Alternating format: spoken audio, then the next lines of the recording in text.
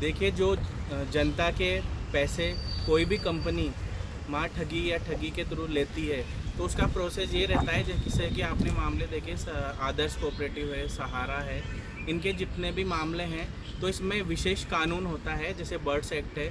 उसके तहत जो भी निवेशक होते हैं और जिन्होंने निवेशकों की पूंजी लिए या जहाँ भी आपने अपना पैसा जमा कराया, जो संचालक बने हैं, उनके जितने भी अकाउंट होते हैं, उनकी प्रॉपर्टियाँ होती हैं, उन्हीं सभी प्रॉपर्टियों और बैंक अकाउंटों को सीज करके माननीय न्यायालय आदेश देती है याचिका लगाने पर। उसमें उनकी संपत्तियों को लिक्विडेटर नियुक्त किए जाते हैं, जिसमें 3 या 6 महीने का समय होता है, और उस समय दौरान के अंदर उनका पैसा जिस तरह से उन्होंने लगाया है, उस श्रेणी में उनको अलग अलग तरह से बांट दिया जाता है।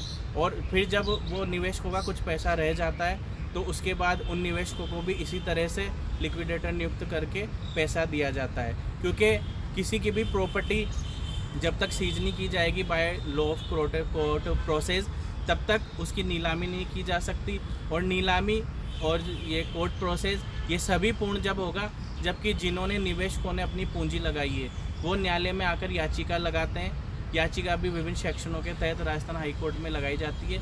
उसके बाद ही माननीय न्यायालय आदेश करते हैं और लिक्विडेटर नियुक्त करते हैं। कई बड़े मामलों में इस तरह का जो प्रोसेस है वो अपनाया गया है और कई निवेशकों के वापस पैसे भी लौटाए गए हैं। मेरे द्वारा भी आदर्श कोऑपरेटिव सोसाइटी के कई मामले लड़े गए थे, उनमें लिक्विडेटर नियुक्त करा के कई निवेशकों के पैसे उन्हें लौटाए गए हैं।